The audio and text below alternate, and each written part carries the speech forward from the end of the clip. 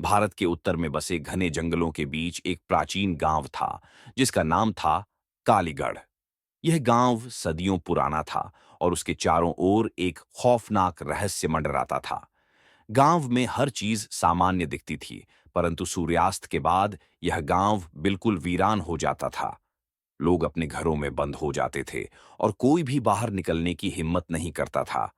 कहते हैं कि कालीगढ़ गांव एक समय में बेहद खुशहाल था, परंतु 100 साल पहले यहां एक राजा का शासन था जिसका नाम था विक्रमादित्य।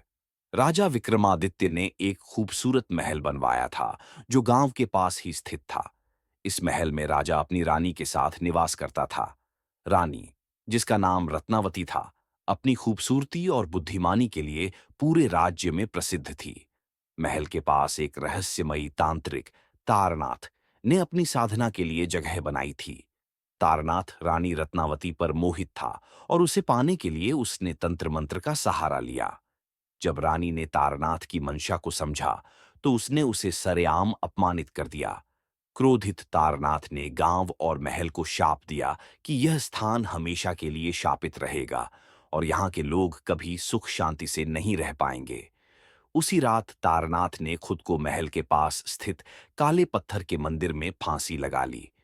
उस दिन से गांव की खुशहाली खत्म हो गई और लोगों के जीवन में अजीब घटनाएं होने लगीं। समय बीतता गया, लेकिन तारनाथ का शाप गांव में फैला रहा। गांव में कई बार अजीब हादसे होते रहे। लोग बिना किसी कारण गायब हो जाते थे और कई बार उन्हें महल के पास मृत पाया जाता था। गांव वालों का मानना था कि तारनाथ की आत्मा अब भी महल और गांव के आसपास भटकती है और जो भी सूर्यास्त के बाद महल के पास जाता है वह वापस नहीं लौटता। राघव, जो कि एक युवा इतिहासकार था, को इस गांव की कहानियों में गहरी दिलचस्पी थी।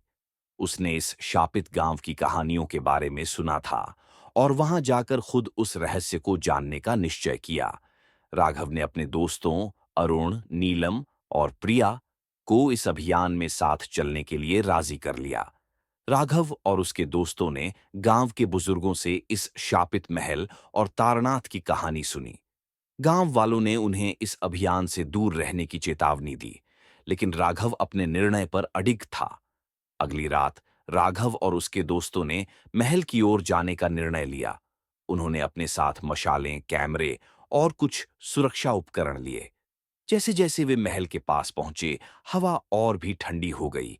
चारों ओर सन्नाटा था और अजीब सी आवाजें सुनाई देने लगीं। महल के दरवाजे अब भी खड़े थे, लेकिन वे टूटी फूटी अवस्था में थे। महल का आंगन सूना था, लेकिन उसमें एक अजीब सी नमी और घुटन थी। जैसे ही वे महल के भीतर पहुंचे, दरवाजा जोर से बंद हो गया। प्रिया ने डरते हुए कहा, हमें यहां से तुरंत निकलना चाहिए। लेकिन राघव ने उन्हें शांत रहने को कहा। महल के अंदर दीवारों पर अजीबोगरीब चित्र बने हुए थे जो तांत्रिक अनुष्ठानों को दर्शाते थे। अचानक एक कमरे से जोर की आवाज आई। सभी ने डरते हुए उस कमरे की ओर कदम बढ़ाए। जब उन्होंने दरवाजा खोला, तो वहां एक पुरानी लकड़ी की तिजोरी पड़ी थी। जैसे ही राघव ने तिजोरी खोली, अचानक एक तेज हवा का झोंका आया और तिजोरी में से एक प्राचीन पांडुलिपि बाहर निकली। राघव ने उसे ध्यान से देखा। पांडुलिपि पर तांत्रिक मंत्र लिखे हुए थे जो तारनाथ ने अपने जीवन के अंतिम दिनों में लिखे थे। उसमें लिखा था कि जो कोई भी इस पांडुलिपि को पढ़ेगा, उसे तारनाथ की आत्मा का सामना करना पड़ेगा। जैसे ही राघव ने पांडुलिपि को पढ़ा, महल में अजीब घटनाएं घटित होने लगीं। महल की दीवारों से खून रिसने लगा और हवा में अजीब सी चीखें गूंजने लगीं।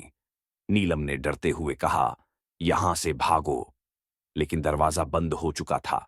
तभी अचानक तारनाथ की आत्मा ने प्रकट होकर राघव और उसके दोस्तों को घेर लिया।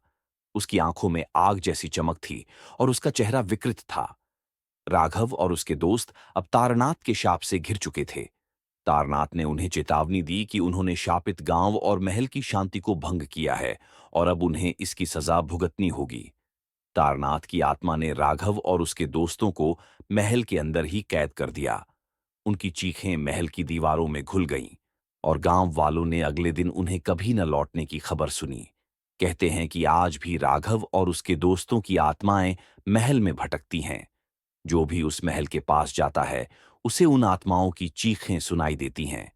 कालीगढ़ गांव और वह महल अब भी तारनाथ के शाप से ग्रस्त है और वहां की भयावहता हर आने जाने वाले को डराती है। कोई नहीं जानता कि तारनाथ का शाप कब तक जारी रहेगा, लेकिन कोई भी उसकी सच्चाई जानने की हिम्मत नहीं करता।